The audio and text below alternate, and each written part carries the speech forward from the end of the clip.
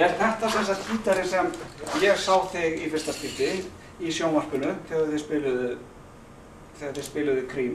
Já. Þá var ég heima á Hornskútunni. Já. Og eftir að ég sá þennan þátt, þá sagði ég þegar ég er stóra þá ég verið gítarleikari. Það var ekkert flokkað við það. Mér fannst þetta bara toppurinn á því. Það finnst mér náttúrulega gaman að heyra. Og þetta er sem sagt, þetta er sá gítar. Hvenær kaupirðu þennan gítar? Sko þegar ég byrjaði hérna, sko þetta hefur verið, ég held ég hafi verið 16 ára eitthvað. Já. Eða 17 ára. Sko þá fékk ég jobbið að spila með tónum í Tónabæ. Tónar voru... Það var Jón Þór Hannesson. Já. Og Gunni Jökull byrjaði með svipað leyti og ég. Og hann Guðni Pálsson á sax. Og Sissi Sigþór, hvað hérna Sissi? Gítarleikari. Já. Það var hafði verið annar, sko, sólugítarleikari hérna. Sem var bara nokkuð góður, sko, hann hefur Birgir heitir hann. Þetta er sennilega, þetta er áður en að, sko, já, við getum fundið út hvaða árið þetta er, sko. En allavega, að fram til þess að, sko, hafði ég aldrei almennilega gítar. Svo er ég eftir að koma þannig bara 3 kvöld í viku. Að byrja að spila? Já, í mentó. Aldeilis. Á hvaða ári ertu í mentó þarna? Ég, sko, man ekki hvort ég var í 3. bekk. Þetta var sumarið áður en ég byrjaði, sko. Svo spilaði maður fram að vorpróf og hætti þá, sko. Þannig að þú ákvæmst... Þá segir Jón Þór, sko, heyrðu, þú verður eiga almennilega gítarleikari. Þú ert komið hérna í professional band. Komin í alvöru, byrjar að spila með stóru strákunum. Já, einmitt, sko. Og ég var valinn ekki út á gítarleik minn heldur það að ég hafði það náttúrulega getað fundið hljóman í bílalögum. Já, kunnir að pikka þau upp. Já. En allavega þá, sko, þessi gítar hefði verið þarna á þessum árið, þá var hljóðfærarverslunum Rím, hún var á Horninu á Njálsgötu og Frakkastíg. Hún færði sig seinna neðar í Frakkastíg. Og þessi gítar var búinn að vera þar út í glugga, í töskunni, opinn. Og allir gítarstrákar í bænum, alltaf þegar maður fór hérna nálægt, þá labbaði maður að þessum glugga og horfði á gítarinn. Og dreymdi. Og lét sér dreyma. En það var sko alveg af og frá og maður ætti nokkuð séns í að kaupa hann, sko. Þetta hlýtur náttúrulega að hafa verið svaka prís, verðið á. Mjög dýr. Hann var mjög dýr. Og hann var búinn að vera hérna minnst óst í ár. Og svo hérna þegar, sem sagt, Jón Þór segir þetta, þú verður að kaupa almennilega gítar. Þá náttúrulega var engin spurning hvaða gítar það myndi vera. Það var bara einn gítar í heiminum, sko. Það var þessi. Svoleiðis að þá gat ég afsakað það, sko. Þú yrði bara... Já, ég meina, ég hefði ekki haldið djópum, sko. Þú getur ekki verið leigubílstjóri á lötu.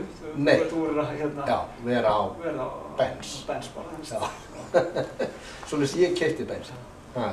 Svona var þetta. Manstu nokkuð hvað hann kostaði, eða hvað, svona... Sko, það er eins og að það hafi verið 35.000 krónur í minninu, sko. Sem voru alveg rosalega. Miklu meira en sumarvinnu Íra. Já. Sko, þetta var... Það hefði aldrei hvarflað að mér að kaupa þennan gítar nema bara því ég var búinn að fá vinnu við að spila 3 kvöld í viku, sko. Og síðan var ég náttúrulega þurfti að kaupa Magnara líka, sko. Já. Sem var auðvitað Vox 30. Vox 30, já. Þannig að þú hefur verið vopnaðar bestu græðunum. Það bara, þannig þurfti þetta að vera. En voru þetta þá ekki græðunar sem þú bara...